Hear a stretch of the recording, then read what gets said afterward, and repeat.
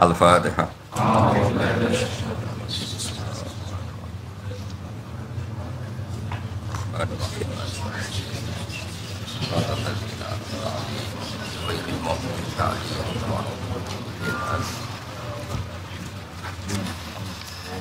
ila hadratin Nabi Mustafa sallallahu alaihi wasallam subhanahu wa Muhammad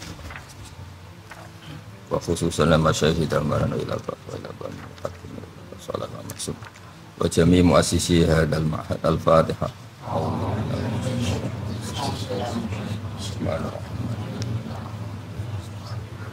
Radal ladzina an'amta 'alaihim ghairil maghdubi 'alaihim waladdallin.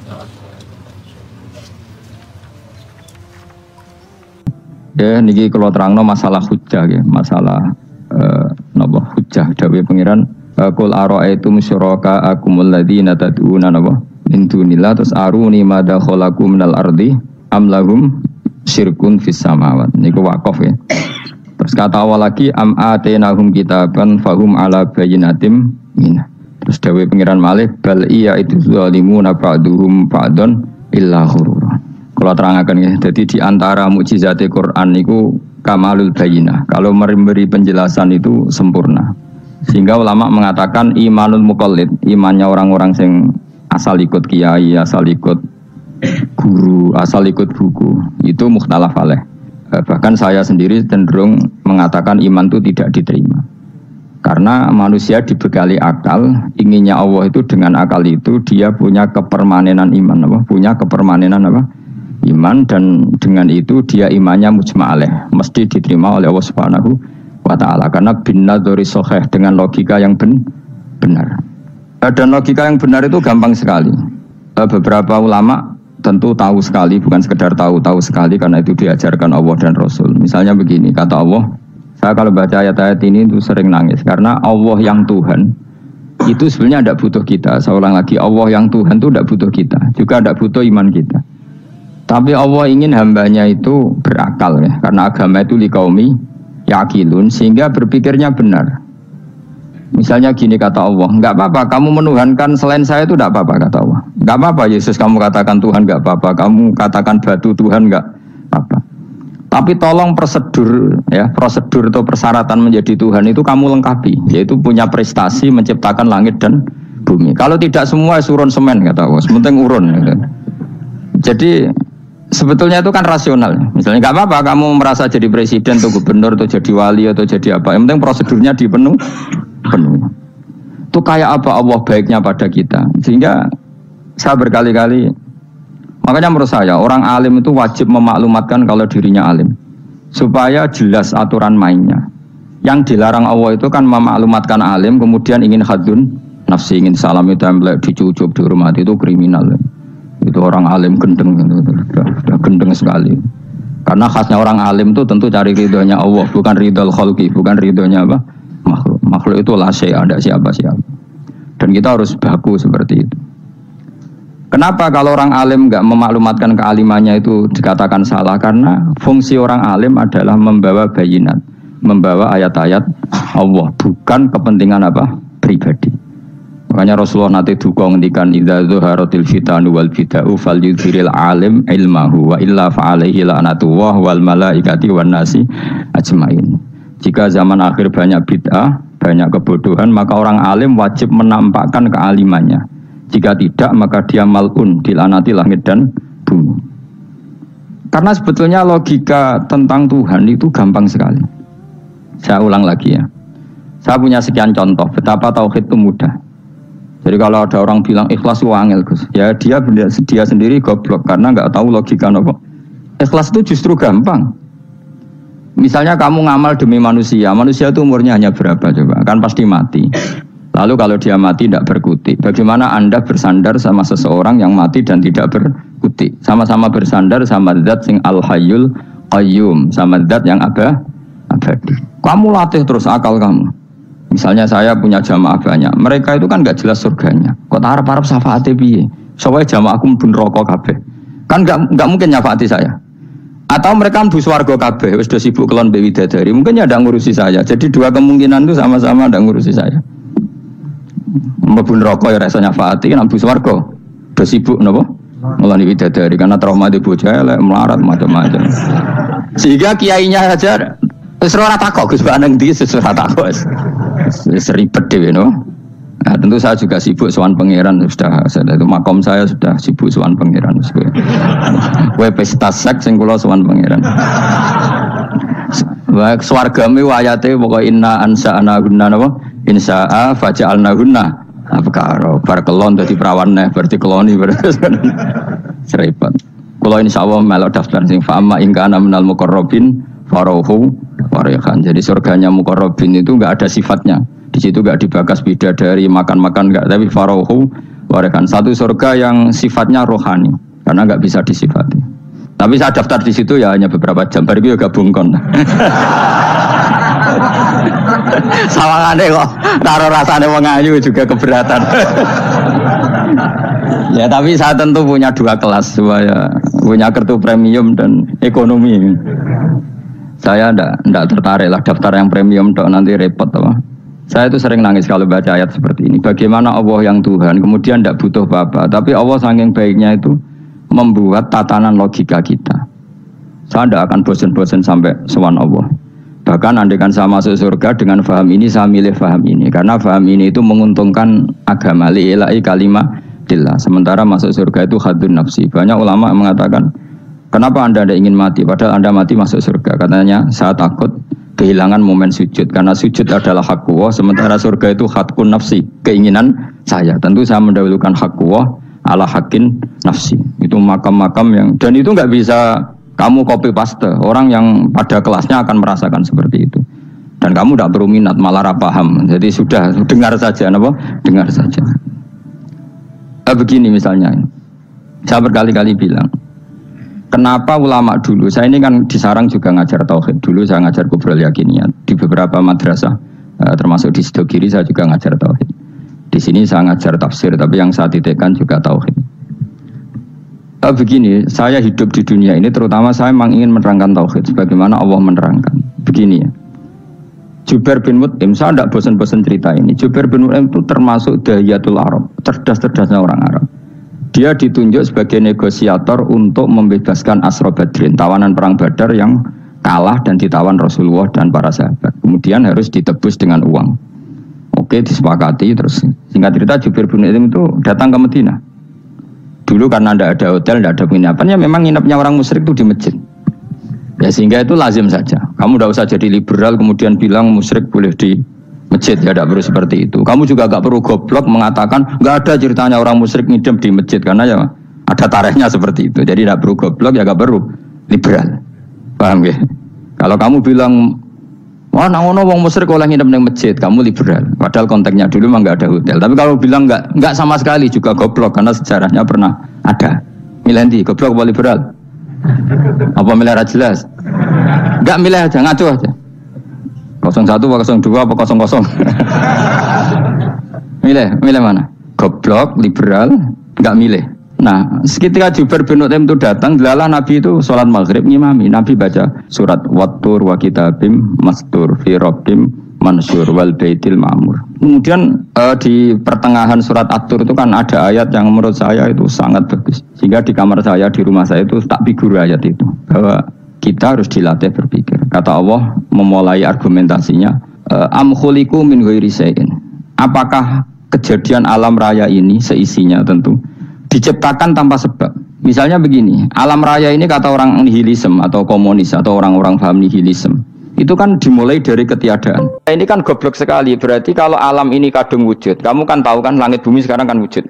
Ya, langit bumi sekarang kan jelas wujud. Berarti logikanya adalah al-adamu yakhluqu makhlukon, sesuatu yang enggak ada menciptakan sesuatu yang itu kan aneh. Di mana-mana al-adam ketiadaan itu tidak mungkin yakhluqu syai'an atau yu'athiru syai'an. Ketiadaan itu tidak mungkin mengefekti sesuatu yang ada.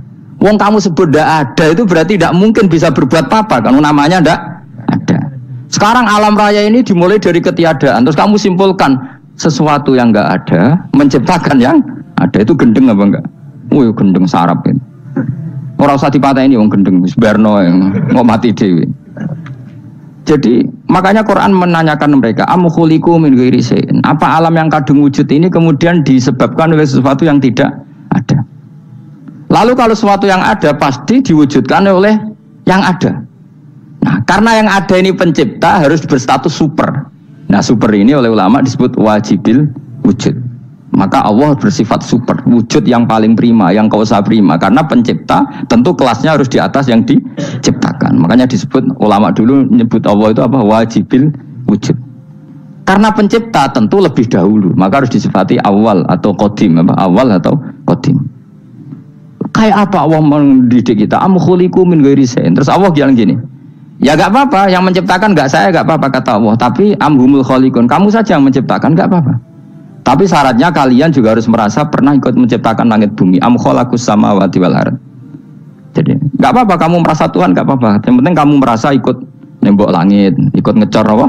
Langit. Ya pokoknya ikut bikin. Terus kata Allah, bala yukinun, kamu tak suruh merasa menciptakan langit bumi, kamu juga gak merasa iya. Memang ya mereka merasa ndak kan? Akhirnya Jubair bin Mut'im saking gak kuatnya. Am khalaqus samawati wal ardh bala yukinun amin dahum khuzum.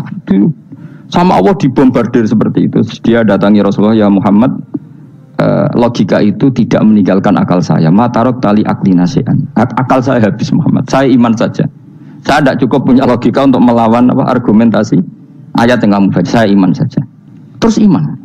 Makanya kalau ada logika nihilisme bahwa sebelum alam ini adalah ketiadaan, lalu pertanyaannya bagaimana mungkin ketiadaan menciptakan yang ada? Di mana-mana ketiadaan itu la yu'atsiru syai'an wa la yakhluqu syai'an. Jenenge wae tiada. Tiada itu ya enggak ada fungsinya, ya enggak ada efeknya, enggak ada prestasinya. Ya pokoknya namanya enggak ada ya enggak ada. Nah, ini penting saya utarakan. Terus di sini Allah mengulang lagi, enggak apa-apa yang lainnya kamu katakan Tuhan jadi mitra saya enggak apa-apa. Tapi tolong kata Allah, aruni madza khalaqu minal ardi, tunjukkan ke kami prestasi dia ikut bikin bumi. Kita tahu misalnya Yesus, Isa lahir di bumi. Bumi sama Yesus dulu mana? Dulu bumi, dia lahirnya di bumi. Lalu dia melata di bumi, jalan-jalan. Kemudian dia mengatakan ini bumi Tuhannya saya. Jadi bumi kok enak, bisa aku sih. Tua aku sih, bodoh-bodoh pangeran aku dong. Lebih apa? Tua. Jadi Allah itu gampang sekali. Nah sekarang orang iman itu kuwajo semua. Makanya ndak wali-wali. Imane mbek Allah taklid, jaluke aneh-aneh, njuk bojo ayu sugih jabatan. Bela Allah secara hujah aja enggak pernah, sudah minta. Makanya ini kita ini hidup di zaman yang saraf masal. Lho kula nu njaluk pengiran akeh-akeh kuwi, coba kamu bela Tuhan tuh pernah bela apa? Bela Tuhan tuh gampang dengan argumentasi al-hujjah yang supaya agama ini tamkin fil ard, benar-benar mapan dalam logika. Yaitu tadi di mana-mana yang namanya sebab itu amrun wujudiyun, di mana-mana sebab itu sesuatunya harus wujud.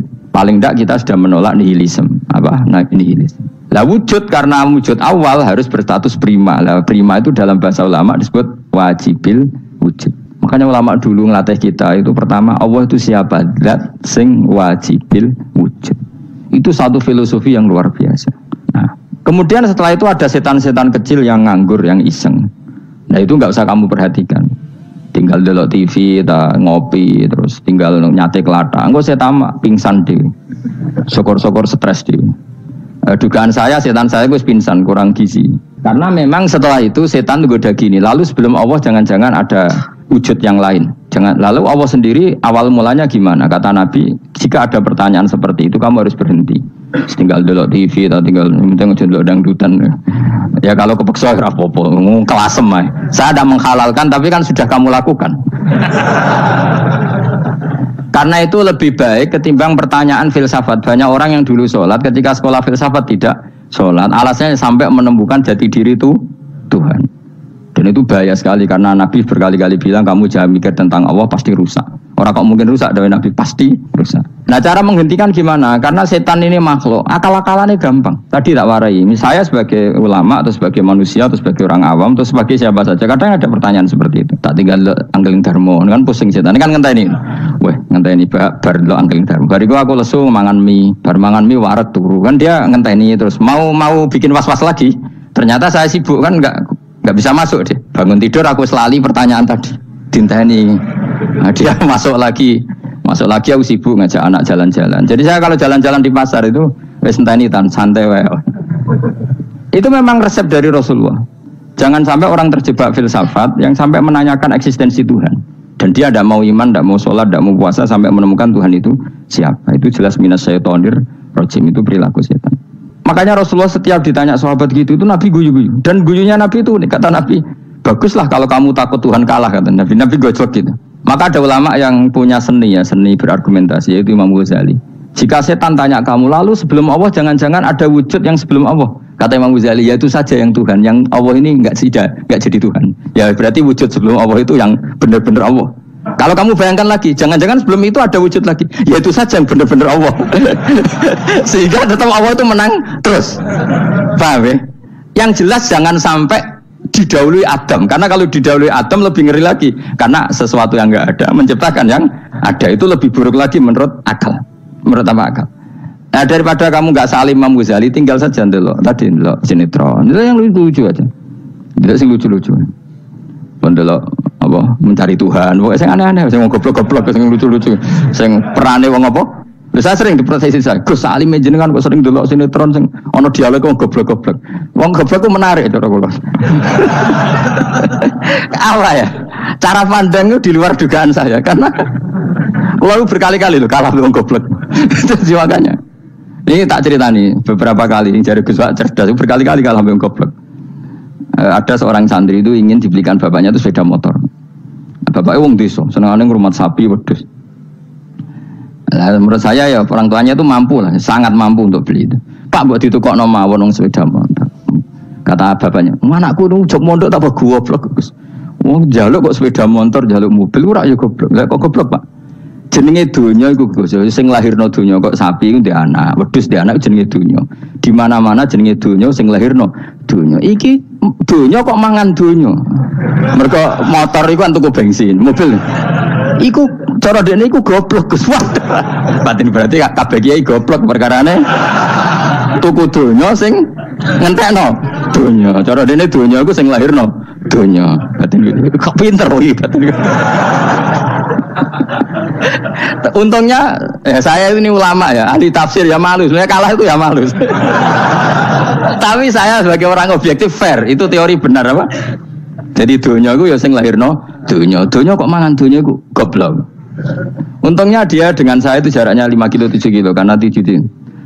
Lala dia diterkon sepeda motor, aku tetap mau kalah. Pak, nanti jalan kaki saja. Karena kalau pakai motor ini kegoblokan kata saya. Terus mendingan nih, loh Gus mau kalah tadi.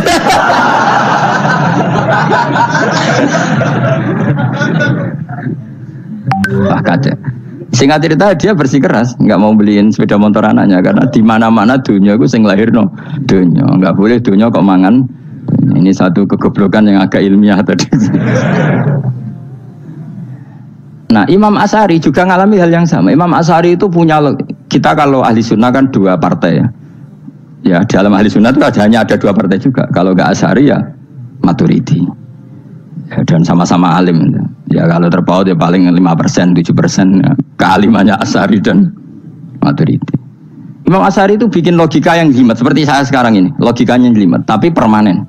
Jadi yang saya ajarkan tadi itu logika yang jelimet tapi apa? Permanen. Karena tadi alam raya ini kadung wujud. Kalau kadung wujud pasti pewujudnya yang menciptakan wujud pasti adalah kewujudan. Karena al-adam la yu'athiru syai'an. Di mana-mana kenihilan tidak yu'athiru syai'an. Ya sepakat ya, gampang kan? Tentu wujud ini prima disebut wajibil wujud. Lalu Imam Asy'ari itu bersikeras. Kalau imanul muqallid itu tidak diterima. Terus banyak yang keberatan ulama, tapi Nabi nyatanya yaktafi bi imanil a'rab al-khalina anin nadur. Nabi nyatanya mencukupkan imannya orang-orang Bedui yang mereka itu kayaknya tidak bisa mikir. Ya, Nabi yaktafi bi imanil a'rab itu wong desa al-khalina anin nadur yang mereka itu tidak bisa apa? Berpikir. Singkat cerita Imam Asy'ari survei. Coba ayo kita tanya orang-orang kampung. Ternyata kegoblokan orang kampung itu ya ilmiah, masyhur itu. Imam Asy'ari saja harus belajar dari wong awam, wong goblok-goblok. Kita kok ingin ya Badawi bima araf tarobbak. Kowe kok iman be Allah itu bima araf tarobbak. Lalu kamu tahu Tuhan kamu atas nama apa? Dengan logika apa? Jawabnya enak ya. Al-ba'ratu tadullu alal ba'ir wa atharul aqdam yadullu alal masir. Angger ana tletong ya ana ontane. Angger ana bekas delamaane wong ya ana sing bar liwat. Jadi misalnya ada bekas teracak anjing, berarti anjing habis liwat. Ada bekas apa ular ya berarti ular harus liwat. Ada bekas tercak manusia ya berarti manusia habis liwat. La wa hadzal alam atharun min athari qudratillah. alam iki bekas, mesti ono sing gawe. Jadi Mas Ari pinter juga, mesti logikanya gak jelimet tapi agar ono tletong, ono sapine, ono teracake wong berarti ono sing bar liwat. Dia ngomong gampang wa asarul akdam ya dulu alal masir. Nah, terus Imam Asy'ari habis itu ngendikan, ya sudahlah dengan logika apa saja. Meskipun karena zori hadal Arabi sebagaimana cara berpikir Bedui ini, sementing ada nazar. Apa ada nazar. Ya nazar apa saja. Misalnya orang ahli matematika mungkin bilang angka dimulai dari 1. 0 itu akal-akalane Khawarizm. Mergo ini kebingungan nulis 10.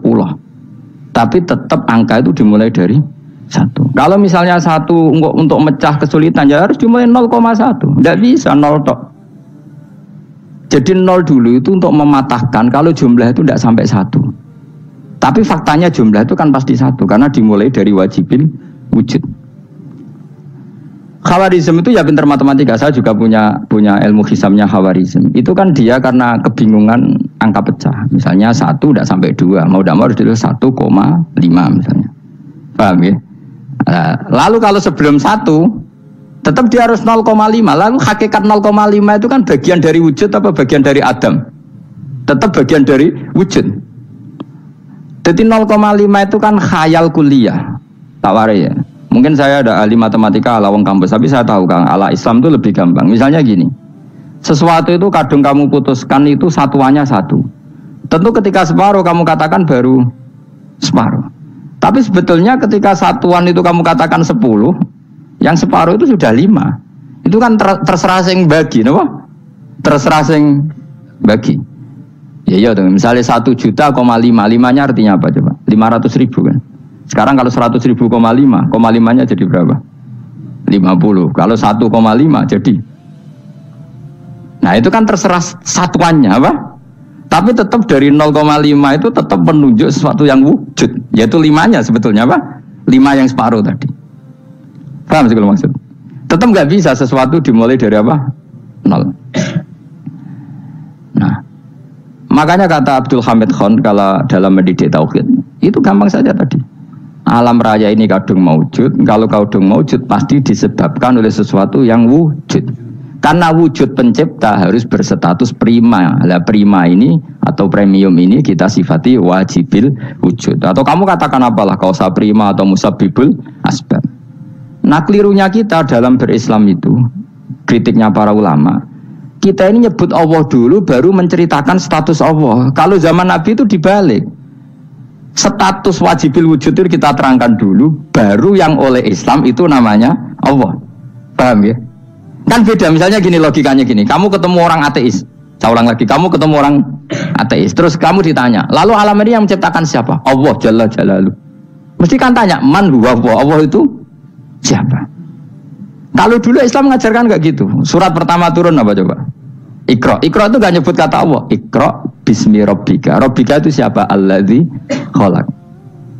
Sebutlah nama Tuhan. Yang berhak menyandang Tuhan adalah zat yang pencipta. Itu tidak ada kata Allah. Di surat Mudatsir, surat kedua. Ya ayyuhal mudatsir kum fa'anzir wa rabbaka fakabbir. Bukan Allah fakabbir, wa rabbaka fakabbir. Sehingga cara berpikir gini dibalik. Sebutlah Tuhan kamu. Tuhan itu siapa? Yang berstatus Tuhan adalah zat yang berstatus pencipta. Nah, lalu pencipta ini oleh Islam dinamai Allah. Kalau orang ateis kamu langsung bilang Allah, man huwa Allah. Berarti pertanyaannya Allah itu siapa? Lalu kamu jelaskan Allah adalah pencipta. Allah adalah wajibil wujud. Tentu lebih gampang kamu terangkan. Makanya Al-Quran menerangkan amuhuliku min ghairi syai'in. Mananya saya di sini mananya ya Allah. Apa?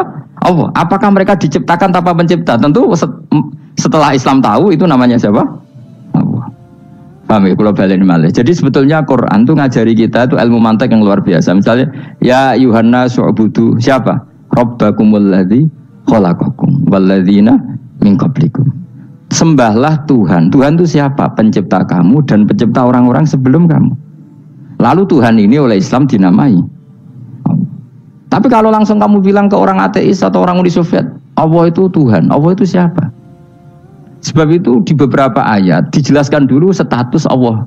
Sifatnya Allah, keakhasan Tuhan. Yang dikatakan Tuhan adalah zat pencipta. Kalau tidak pencipta berarti tidak Tuhan. Sekarang Yesus pencipta bumi apa enggak? Enggak, karena dia lahir sudah di bumi. Begitu juga Fir'aun. Fir'aun itu kalah telak sama Nabi Musa ya gara-gara logika ini. Ketika Nabi Musa ditanya Fir'aun, "Wama Rabbul Alamin?" Lalu Tuhan itu siapa? Kata Musa, "Rabbus samawati wal ardi." Yang menuhani langit dan bumi. Jadi Fir'aun, "Enggak, ma'alim tulakum min ilahin wairi." Saya jalan-jalan kemana-mana yang dikatakan Tuhan oleh masyarakat saya kok. Nah, kurang ajar Fir'aun. Terus kata Musa, "Ya Tuhanku yang di langit."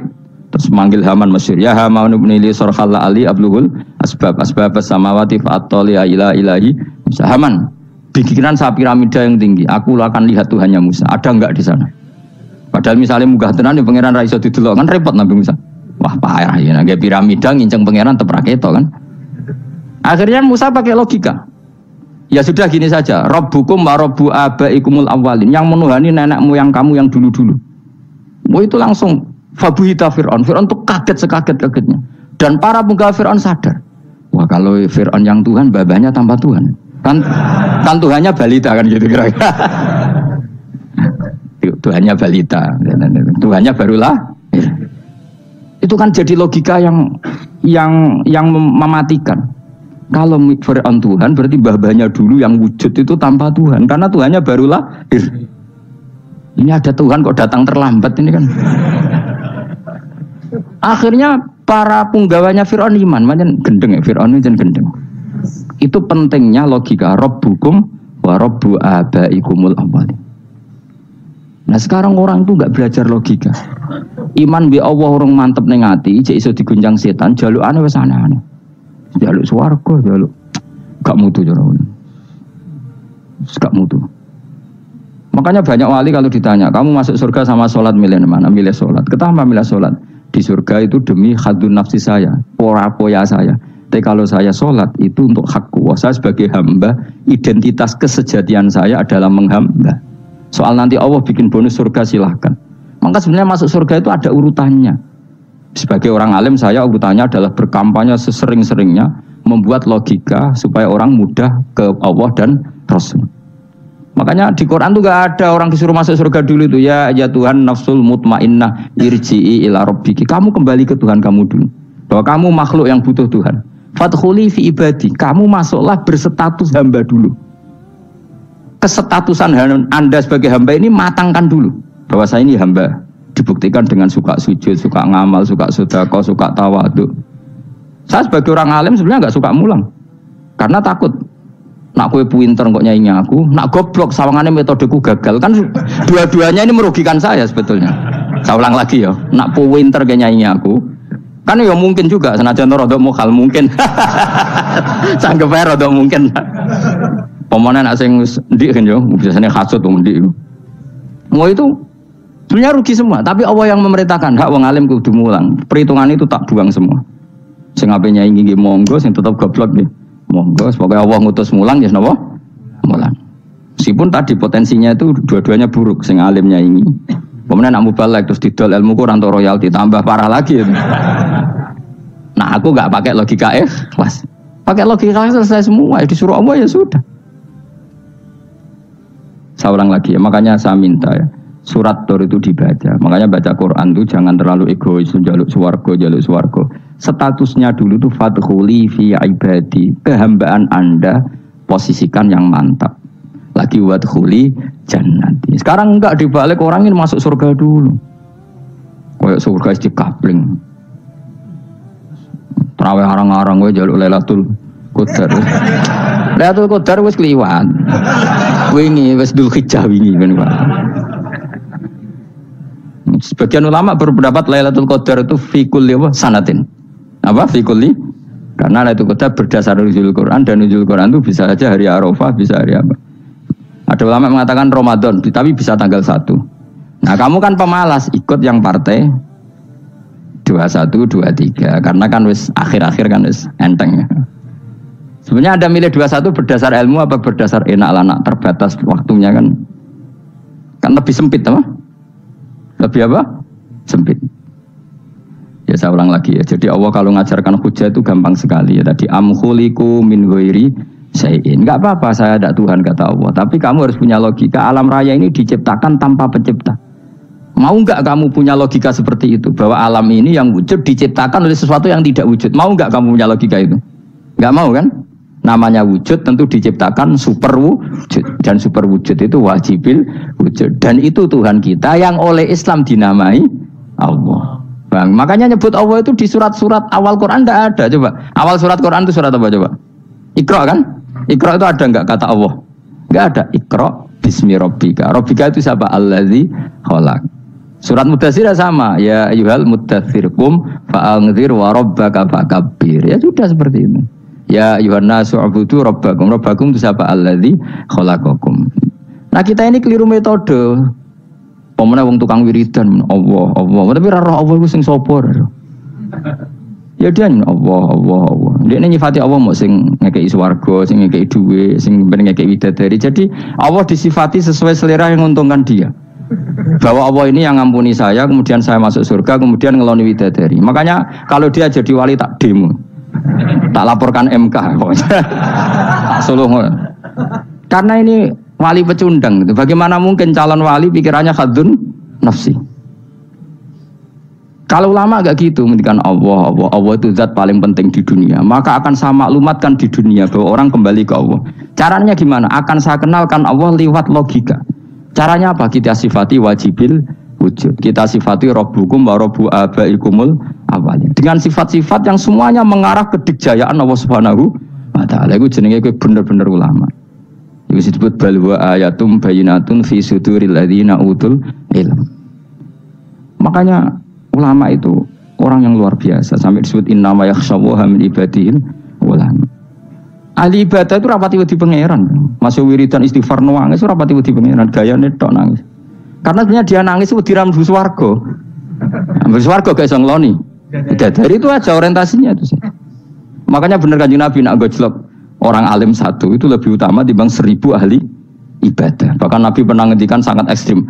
Fadlul alim alal abid kafadli ala adnakum kata Nabi. Keutamaan orang alim dibanding ahli ibadah itu sebagaimana kelas saya kata Nabi dibanding kelas terendah kalian. Padahal Nabi dengan Abu Bakar saja jaraknya sangat jauh. Itu kata Nabi fadlul alim alal abid kafadli ala adnakum. Keutamaan orang alim dibanding orang abid sebagaimana keutamaan saya dibanding sahabat paling rendah. Karena tadi abid itu ada oportunisnya. Tapi kamu jangan benci abid loh. Karena kamu ya orang alim orang abid. Saya saja yang kritik. Saya yang tanggung jawab di depan Allah. Orang abid itu kadang kan wiridan nganti nangis. Pikirannya apa coba? Wis rasakno mungkin apa wiridan pikiran aja. Di sepuro dosane. Terus apa kan? Mlebu swarga. Terus apa kene swarga? Aku takok. Aku takok ayo sing ape mlebu swarga apa kegiatan? Rencana pertama ya, Om. Terus gak usah munafik biasa wae. Mau inna ansa'na apa? Insya ayas kalau ada jujur kok apa jujur. Bandingan kalau orang alim. Orang alim itu ketika nyebut Allah itu iri ya Allah. Kenapa di dunia ini ada makhluk lain yang menandingi engkau? Saya tidak ridho. Kenapa di dunia ini ada syarik orang yang dimitrakan seperti engkau? Maka orang-orang alim ini ingin memaklumatkan bahwa la syarika lak. Labbaika wa huma labbaik la syarika lak innal hamda wa ni'mata laka wal mulka la syarika lak. Sehingga para nabi itu memaklumatkan itu, engkau saja yang Tuhan ya Allah, semua nikmat dari engkau, semua kepemilikan ini milik engkau, la syarika lak labbaik. Dimaklumatkan ke dunia. Innal hamda wa ni'mat itu dimaklumatkan. Enggak ada kepikiran mereka masuk surga. Karena mereka ingin memaklumatkan bahwa Allah ini yang Tuhan. Sama tak ceritani Nabi Ibrahim jadi Khalilur Rahman, rumang samu kakan wiridan kaya kowe ndak. Wiridannya Nabi Ibrahim sama sampean mungkin banyak sampean. Karena sampean banyak kepentingan tadi. Wali-wali dulu kalau wiridan itu tidak sebanyak sampean ndak, tak jamin ndak. Pemene maca lelo yang 10.000 ndak biasa wiridannya. Tapi khosyahnya sama Allah luar biasa. Pertama Nabi Ibrahim diangkat jadi khullah. Khullah itu ya Khalilur Rahman itu. Itu dia wiridannya gini. Ya Allah, innahu la yahzununi alla ara ahadan fil ghairi ya'buduka ghairi. Alla ara ahadan fil ardi ya'buduka ghairi. Sama saya hafal tak ini. Memang saya hafalkan. Ya Allah, saya ini susah sekali. Kenapa zat sepenting engkau kemudian yang menyembah engkau hanya saya? Ini tidak fair. Makhluk yang enggak penting saja punya umat. Makhluk-makhluk yang enggak penting aja jadi pusat perhatian. Misalnya artis atau presiden atau gubernur atau tokoh top. Semuanya jadi presiden, padahal semuanya itu makhluk yang enggak sepenting engkau. Ini zat yang sepenting engkau, kemudian yang tahu kalau engkau penting hanya saya, ini tidak fair. Nangis dan nangis. Ini tidak fair. Innahu la yazununi alla ara ahadan fil ardi ya'budu ka ghairi. Saya ini susah Gusti, susah sesusahnya. Zat sepenting engkau, kemudian yang tahu kalau engkau penting itu hanya saya. Wah, ini tidak fair. Loh, coba kalau orang mencintai sesuatu kan gitu. Misalnya kita bojo ayu, kemudian wong liya kabeh darane elek, mangkel ora? Mangkel gak? Kamu beli Alphard. Kamu kira itu mobil mewah. Kemudian orang nyejajarkan podo bek carry, mangkel gak? Semua kenikmatan itu kita nikmat karena itu diakui, ya enggak? Wes gunane apa kae di Alphard gawa ning Gunung Kidul. Terus wong darani ngono iku padha mbek keri ya mbek kejangke mangkel ora kira-kira. Enggak penting mewahnya, ini tetap butuhnya pengakuan. Coba misalnya kamu jadi presiden, hidup di dunia orang sufi. Sing darane wong penting wong soleh ahli sujud ora kaku ati ki. Keteko di Barnos. Karena itu hormati situ hanya orang apa soleh. Kaku ati gak? Mau kaku hati kan? Atau aku jadi artis top, teko ning daerah Gunung Kidul, mung desa-desa, terus diundang lek.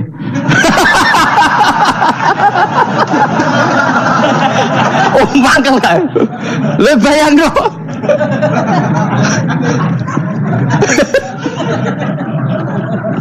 Oh, kamu menteri top, menteri BUMN, barang dolan itu so diundang lek. Mados walang lek ngono. Semua kan.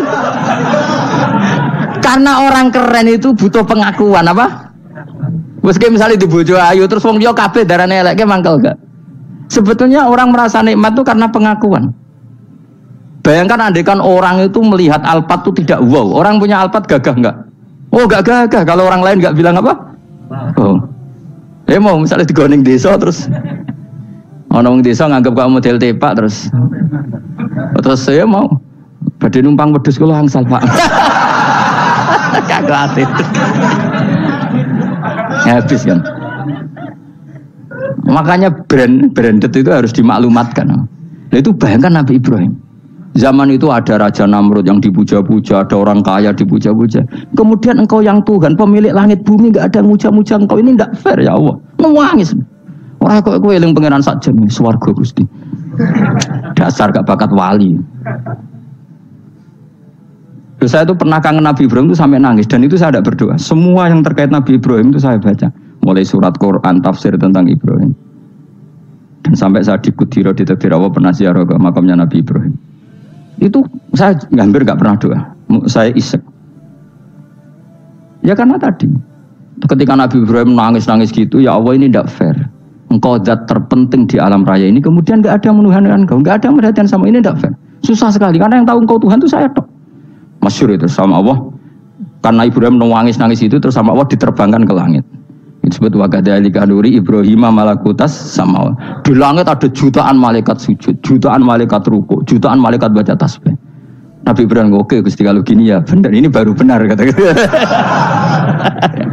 Makanya terus Allah dengan keangkuhannya, karena Allah punya sifat angkuh dan itu sah walahul kibriya, kan sifat angkuh baik untuk Allah tapi tidak baik untuk makhluknya, dan Allah dengan sifatnya walahul kibriya.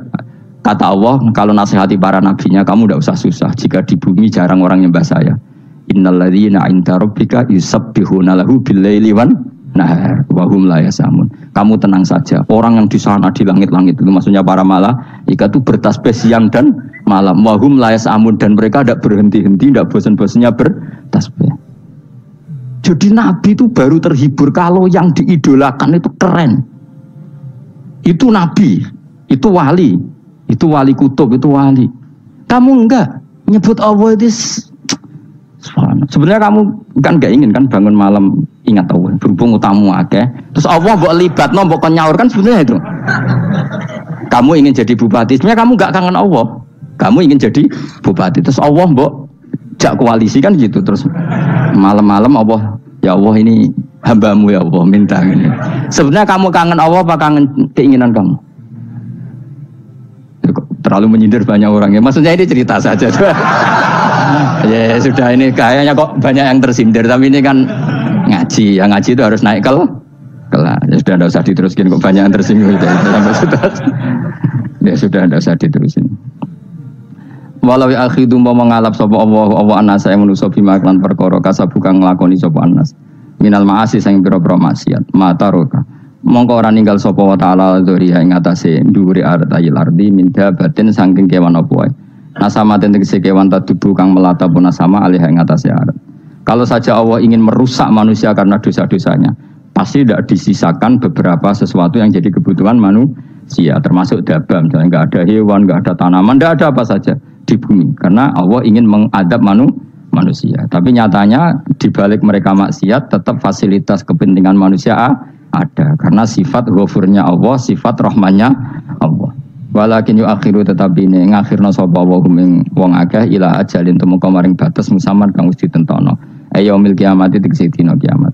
Fa idza jaa mongko nalikane teko apa ajalum ajale wong akeh fa inna wa mongko satuna wa ta'ala iku kana ana sapa wa bi ibadihi kan kaulan wa basiran dat sing mirsani.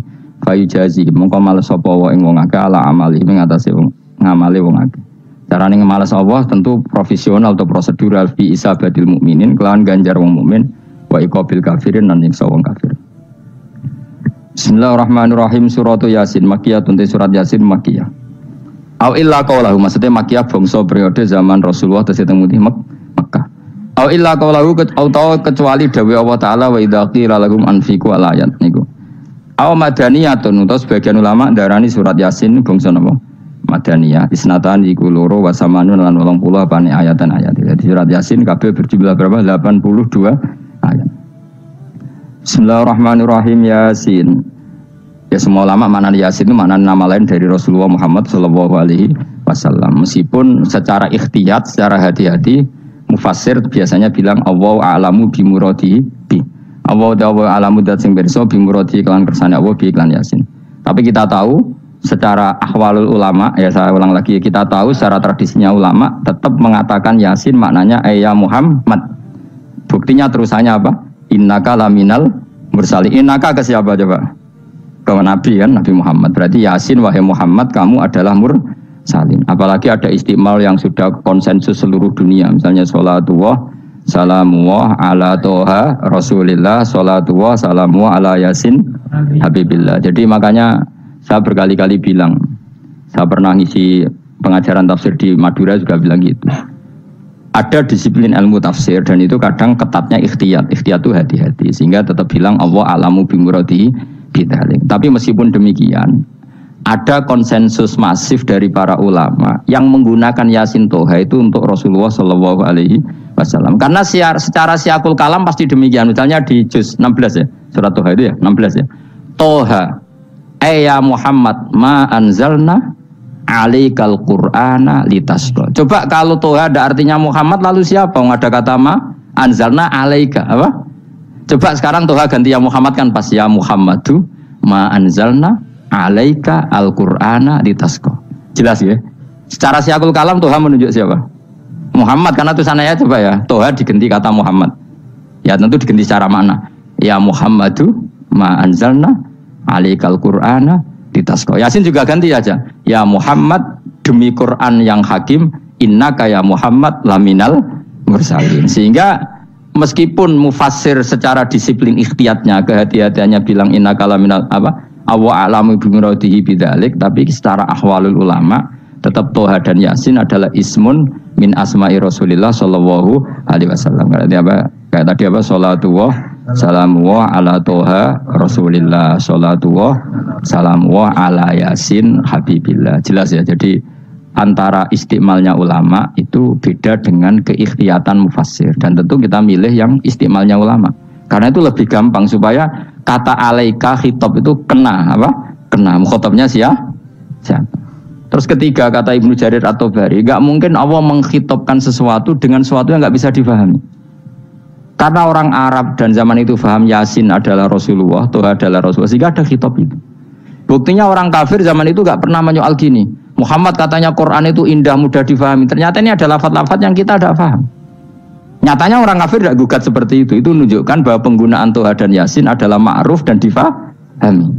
Paham? Jelas ya? Ya soal nanti ikhtiyat saja kita ikhtiyat, paham ya? Tapi tetap difahami apa? Tetap difahami. Buktinya jelas kan Toha ma anzalna alaika. Berarti diganti saja apa? Ya Muhammad ma anzalna alaika al-Qur'ana litasqa.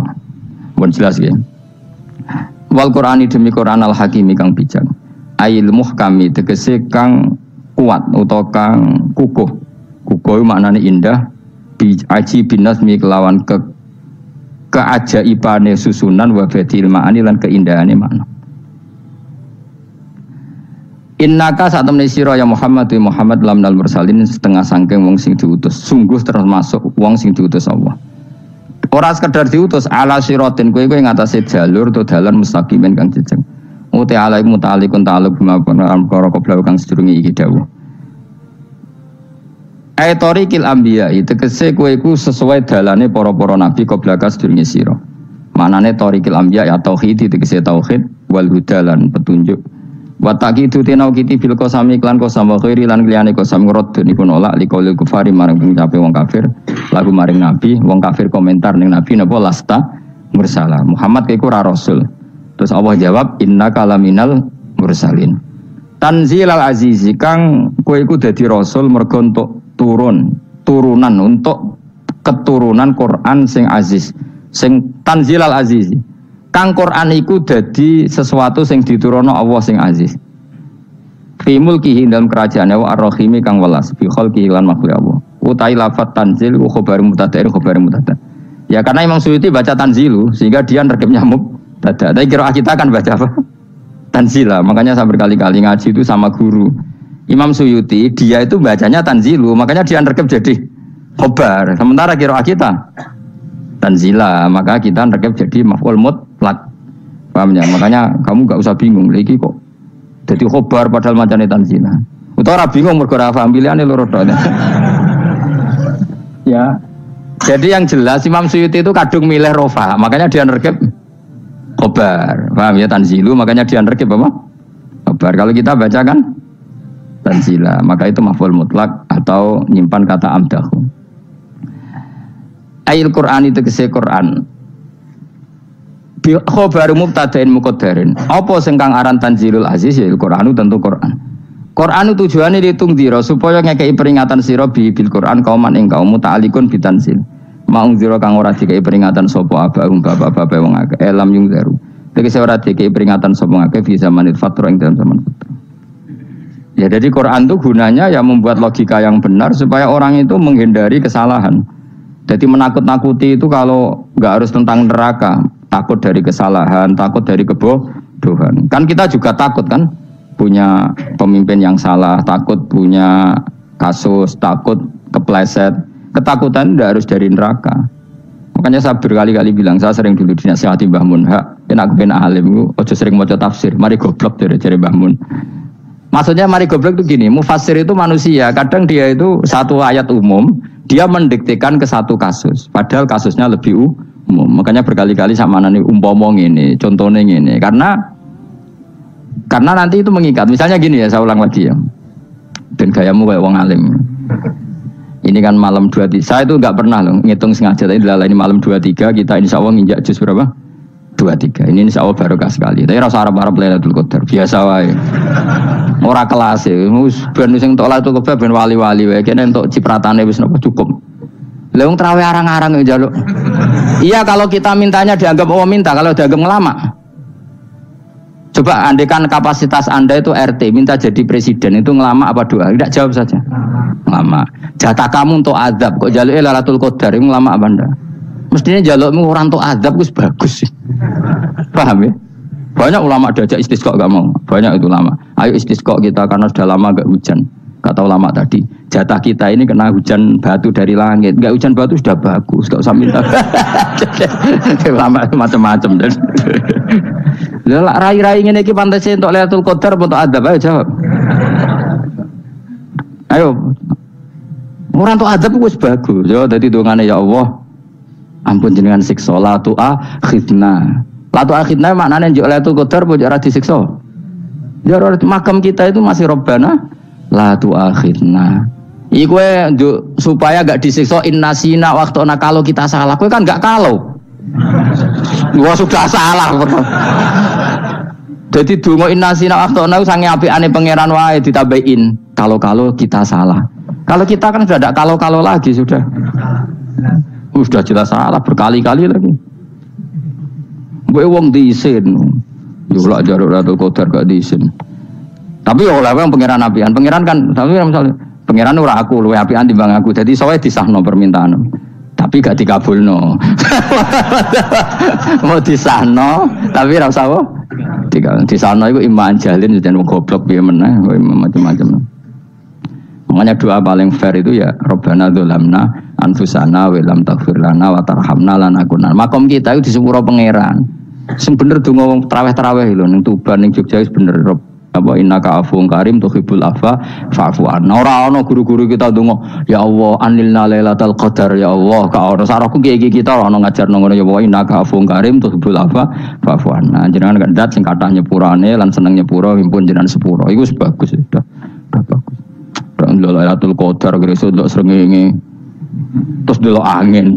Angger angan daerah Gunung Kidul banter terus ana-ana. Boy wong tahu diri, maksud kula dia tetap minta Lailatul Qadar tapi tahu diri. Misalnya suwe bar sedekah, puasa bar salat 1000 rakaat, terus utang mesti sahur, sampai sepuro togo-togo sing mbok dolimi jaluki sepuro.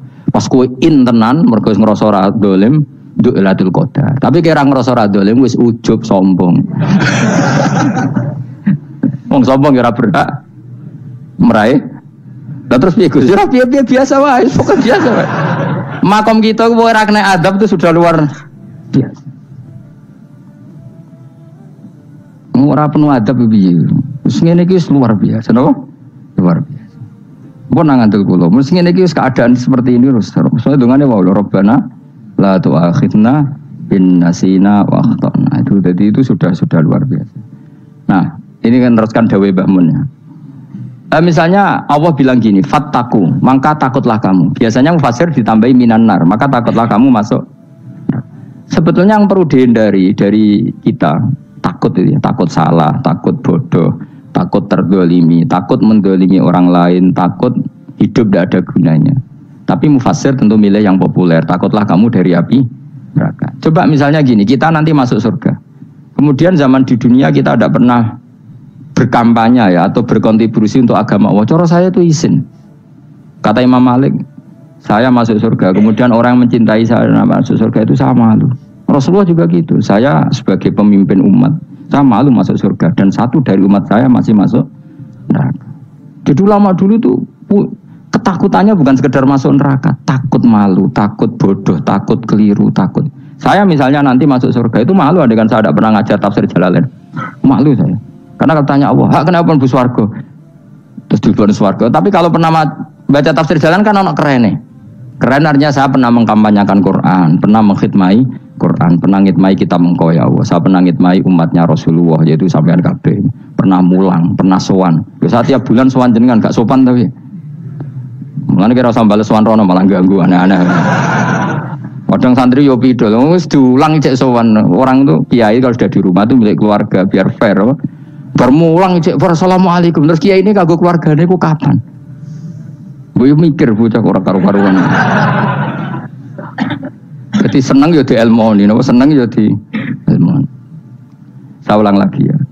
Nah, kata yang ditafsir itu sering tidak mengikat. Makanya kata Mbah Mun, baca tafsir itu dikurangi. Maksudnya dikurangi itu bukan apa-apa, maksudnya tadi kalimat yang ditafsir itu tidak mengikat. Yang mengikat itu yang kalimat di Quran. Nah, kalimat Quran itu umum, napa? Misalnya gini, Allah kalau gini, ikdilu, kamu harus berbuat adil. Lalu adil itu misalnya mufasir menafsiri, adil itu menyamakan di antara dua orang konflik. Misalnya di MK 01 dan 02 dianggap sama, itu namanya adil. Itu kan dawai mufasir. Atau misalnya gini, Allah bilang gini ke saya, hak kan ada di kiai sing adil. Terus adil ditafsiri orang, adil itu menyamakan sesama murid, haknya sama. Nah, tapi bisa saja adil itu di luar itu semua. Misalnya gini, ternyata adil menurut Allah gini. Adil maknanya seimbang, apa? Adil itu maknanya apa? Seimbang. Lalu keseimbangan seorang hamba adalah dia ingat Allah lebih banyak.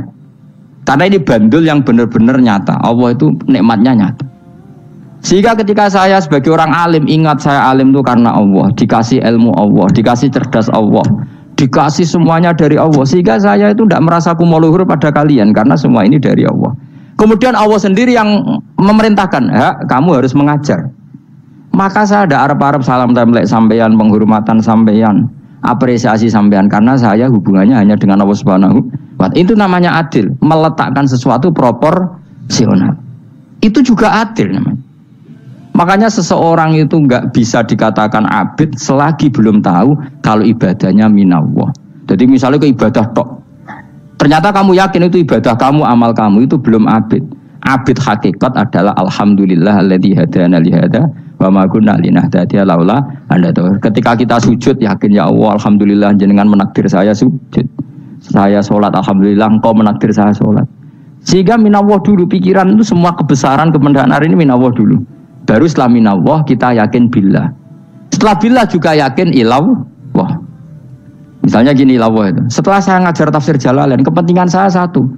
Hamba-hambanya Allah menjadi tambah mencintai Allah. Tidak mencintai saya, enggak penting sampean mencintai saya. Makanya Imam Syafi'i tiap mengajar bilang begini, waditu annal khalqa ta'allamu hadzal ilma wala yahmadunani. Saya senang kalau kalian belajar fikih sama saya, tapi kamu enggak usah muji saya. Jadikan fikih ini alat taqarrub kamu kepada Allah. Itu namanya minallah wa ilallah. Itu adil. Tapi adil yang dijelaskan ulama beda-beda tadi. Ada mengatakan adil adalah proporsional antara murid, antara keluarga dan murid. Meskipun kamu senang mulang, jangan merantarkan keluarga, itu udah adil. Itu kan versi, no? Maksudnya Mbah Mun, kamu jangan terjebak versi-versi dalam tafsir. Paham ya? Karena Allah hanya ngendikan i'dilu wa aqrabu. Paham ya? Tapi kan penjelasan adil ini orang versi. Paham ya? Ada yang nulis adil adalah meskipun mimpin masyarakat ya ingat keluarga. Karena sing tukang wayo oleh nafsirin adil adalah karena laki tidak cukup istri satu maka ya kan yo repot kan. Tapi kalau kadung istrinya 3 atau 4, adil adalah harinya sama meskipun janda dan perawan. Jari sing lanang gak adil adalah proporsional. Sing wis suwi dikumpuli dikurangi. Yang baru ya mungkin kabeh enggak kalau nuruti. Mungkin enggak? Ya, tapi itu kan versi, nama. Maka kata Mbah Mun itu memang saya itu merasakan, saya sebagai mufasir merasakan memang saya kan sering baca Jalalain beda dengan tafsir Munir, nanti beda dengan tafsir Qurtubi. Saya beri contoh misalnya. Dan kamu pasti salah jawab ini. Kalau kamu benar berarti ya alim tenan. Wa idza darabtum fil ardi falaysa 'alaikum junahun an taqsuru minas shalah. Orang kalau pergi itu boleh enggak ngosor salat? Enggak, jawab saja. Boleh kan? Ngosor salat itu apa? Misalnya sholat asar 4 jadi berapa? 2. Kalau isya jadi 2. Kalau subuh? Enggak, sudah maju lah. Maghrib? Enggak, kan yang bisa dikosor hanya berapa? Yang rubaiyah, yang apa? Berarti kamu yakin antak suruh minas sholat artinya 4 jadi 2, yakin? Enggak, jawab saja. Yakin. Nah itu termasuk orang pinter gitu. Berarti ilmu lagi saktrip. Ya? Sebetulnya kata Imam Qurtubi enggak.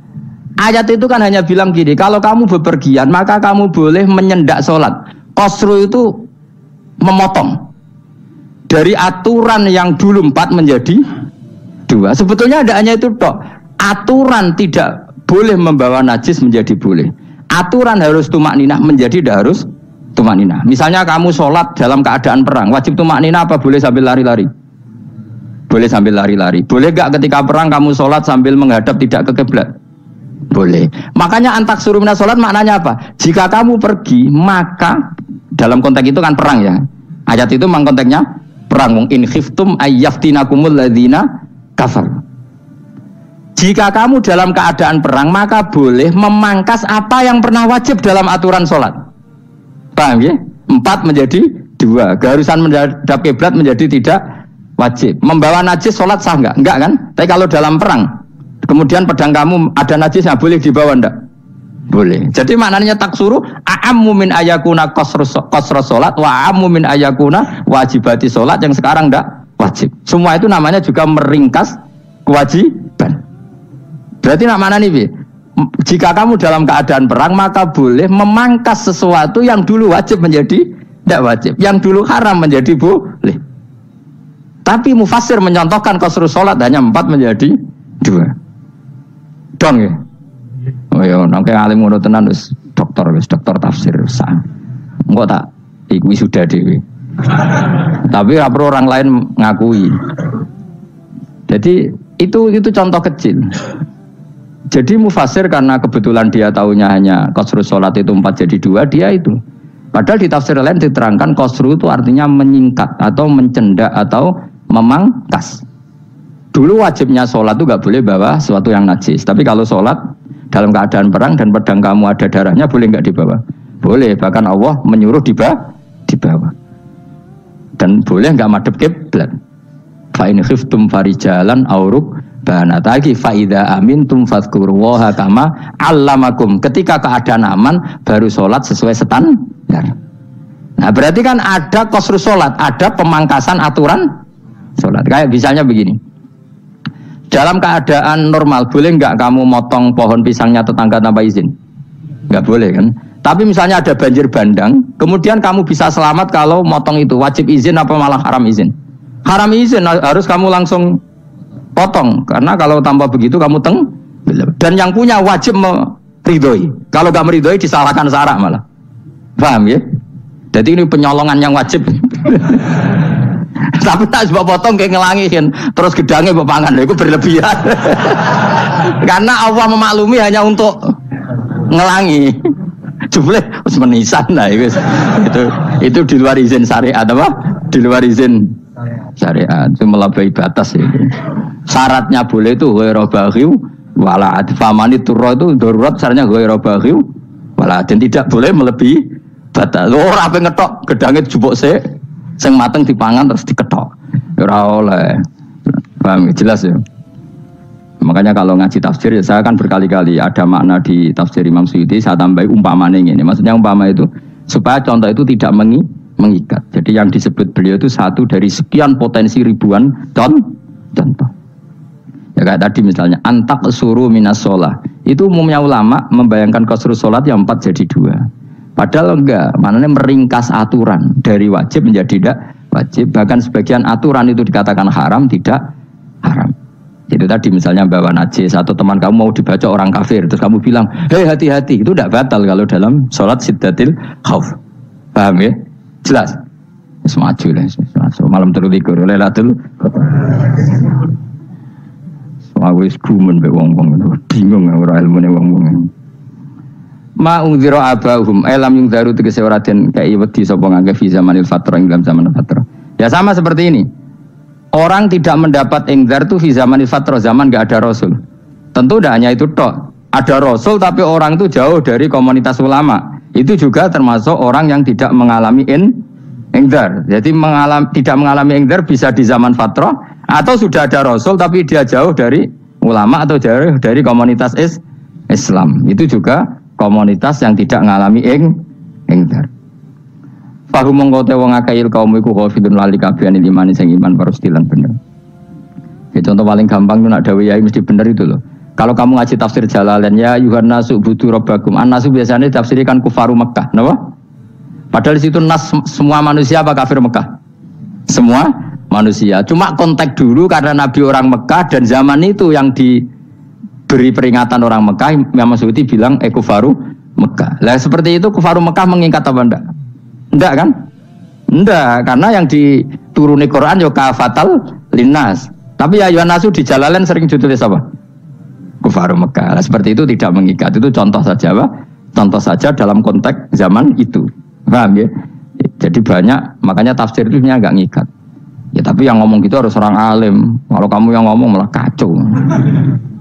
Kemudian ngomong sombong. Maksudnya kan manusia, saya juga manusia. Ngapain saya harus ikut? Ya sarap itu. Ibu ora wis sombong saraf no, wis sombong saraf. Nggih Al-Fatihah.